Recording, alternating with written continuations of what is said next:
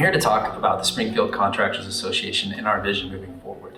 One of the things that's just incredible about this organization is all of the things that we're currently doing. And what we want to do is we want to take advantage of that momentum, provide opportunities for our industry to continue to grow and to support our members. It's an investment that we're all making. As a part of this vision, it was incredibly important that our vision match with our mission statement, is to advance local construction industry interests, promote safe work environments, cultivate working relationships in order to develop a strong community.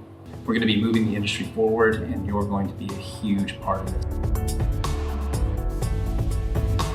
Mark, there's a whole lot of stuff that goes on behind the scenes at SCA, and everybody knows we do great events, and we've got a lot of public things that people know about, but behind the scenes, there's a lot of things that happen that help promote and advocate for the industry, and is a key part of our vision moving forward. That's something we focused on. But to start off with, maybe you can help us to understand a little bit about what SCA is already doing behind the scenes that helps keep the industry moving forward.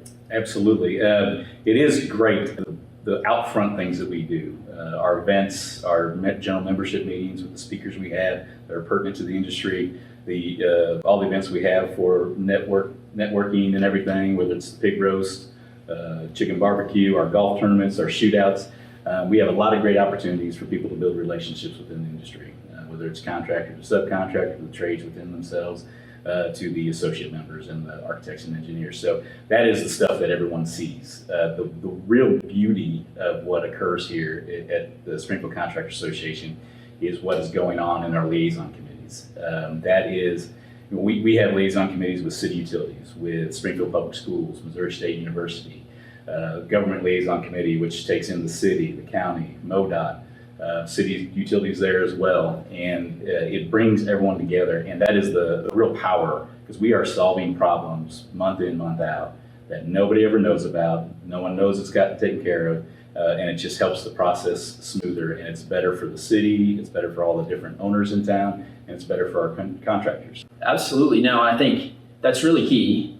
And it's the problems that go solved that nobody knows about. But to that point, there are times where we find out after the fact that changes are being made, and it's a little bit harder to stop the momentum. And maybe some of these changes, if we had had a seat at the table earlier on, we might have been able to help make them a little bit more palatable, a little bit more feasible from a contracting standpoint, from a construction standpoint. As a part of our vision, we talked about how SCA can maybe get into those conversations a little bit earlier. So can you help us understand a little bit more about, what's next when it comes to trying to be an advocate for the community, not just for the construction industry, but for the community? Yeah, this is kind of a real exciting piece and actually a necessary piece, because what we found over the years is that a lot of these decisions, whether it's with the cities and utilities, the big owners, they have meetings, they have groups, they try to solve problems within, and then so they go through the process, have all their meetings, and they come up with decisions, and then they come to us and present, well, here's what we're going to do. Well, this is way after the fact. Oftentimes those decisions are already kind of set in stone, and they have not been able to take into account maybe some things that we could bring to the table to point out to them that this may not work as well as you think it is here. Here's some changes, or they may not recognize up front some of the kickback that they would get that they don't think would be a problem that ends up being a problem. And so rather than waiting until that has been done and we're in a more combative environment trying to fight for what's going on there, let's try to get a seat at the table up front and go through the process with them.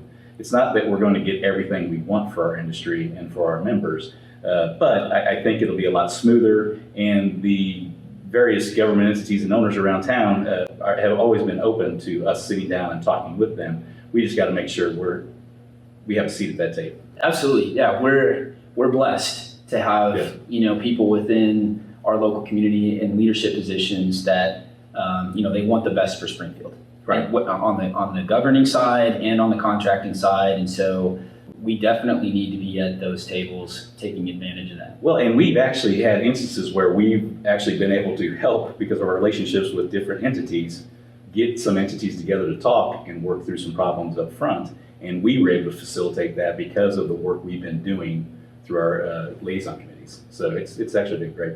Yeah, no, that's outstanding. So as far as what are things that you see you some help with? So from an advocacy standpoint, we're looking at, do we need to do a political action committee?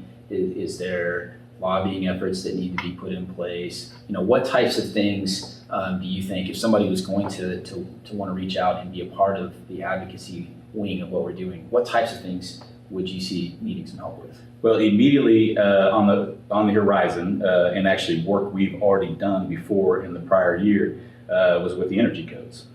Just like everything, it's a one-size-fits-all program that comes out. So we get these energy codes that come in, and communities either adopt them or don't adopt them. And the last round, while there is some great stuff within those energy codes that our contractors and our designers are already doing, there are also things that were just way beyond what is necessary, because the same building code doesn't work in Springfield as it does in North Dakota or Texas even.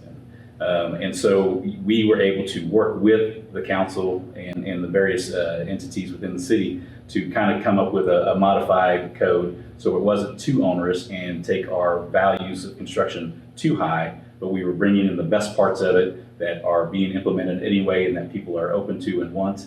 And so we were able to keep it from just being a completely onerous situation in that regard. Also, during last year, start of the pandemic, we were able to work with our local officials and the state officials to let them know and bring to their attention that we are essential for the community. You can't just shut everyone down, send everyone home, and if there's a problem from a construction standpoint, just get everyone back up again and rolling. So it was very important for not just our local community, but for the state as a whole, for the construction industry to still be operating, still be there, and be able to react and help. And so I think that helped not just our members and their employees, but it helped the community and the state. No, absolutely. And that can't be underscored. We were able to keep working at a time where, so moving forward, we're going to be having some meetings, right? Pulling people together, pulling resources. We have some feedback from members that they'd be willing to participate. Okay, so Mark, when it comes to the political process, there always has to be a process in place when it comes to at the state level advocating for the industry. And so can you walk us through what that process is going to look like? Yes, this is another part of what we come up with through the advocacy process. Is we're doing great work locally and we're trying to improve on that, which will only serve our community and our members of our association even better. But there are things that start at the state level and come on down that we just aren't there for, or don't know about, or we don't find out again until it's already been done and sent down to us way after the fact. And it's not something that we think that we need to do on our own, but we think that we need to engage at that level. And so I believe we're looking to work with our partners within the industry and maybe work to have a united front on the state level to advocate or to look out for legislations that's coming through that may work against us directly. And so we don't know what that looks like yet. But that's part of our goal for this year, is to really look into the possibility of maybe, do we get some paid lobbyists up there to advocate for us on issues that we need? Will that help? How will that look? We don't know what that is yet, but we're going to dig into it and as a group work together for it. The other part of it beyond that is, if we are getting that involved, and like anything else, the people that are on the city council or who are in the different county commissions or at the state level, do we need to take it a little bit farther and choose sides or promote candidates we believe that will help our industry? And so we're also looking into what the feasibility of a PAC would look like. Does it work for us? Legally, can we do it? Is that something we want to do? Is the membership behind that? We don't know those answers yet, but since we are looking to advocate for the industry, not just locally but across the state, then we're going to entertain that and look at what it would take to get to that point and see if it's necessary. And so we'll be reaching out to those members and trying to figure out how they want to get involved and giving them opportunities do that moving forward. Do you have anything specific in mind that you're ready for right now? Well, we do know the energy code is coming back around again, and that last process took about a year, and we're about a year out on that. And so that is definitely something that will be one of the first things we are doing. That'll have us working with the council and have us work with the city and everything like that. So that is an immediate need that we'll need to get to going on. And we got to have people from every division of our association. We've got to have GCs, got to have subcontractors, got to have architects and engineers, and even insurance people like me. We all bring something to the table. So that's an immediate need that we have from that goal from our advocacy side, is to get involved locally. Awesome. No, that's fantastic. Mark, I want to personally thank you because you really put in a lot of effort, and you're working really hard for this industry, and through the years, your advocacy efforts on the liaison committee, fantastic, much appreciated, and I can't wait to see what continues to move forward as our vision moves forward under your leadership. Well, I appreciate it, but this was all done and started way before I got here. I'm sure a lot of people are going to want to engage in helping advocate for the industry. So can you help them understand, how can they get plugged in to being a part of the vision? Absolutely. This is a really important piece moving forward for the Springfield Contractors Association, and we need a lot of smart people because it's going to take a lot of work to get done what we're thinking about getting done. So please call us. Call Megan at the Springfield Contractors Association. Email or call her. You can call me, Mark Gambin at Nixon Lindstrom. We welcome you.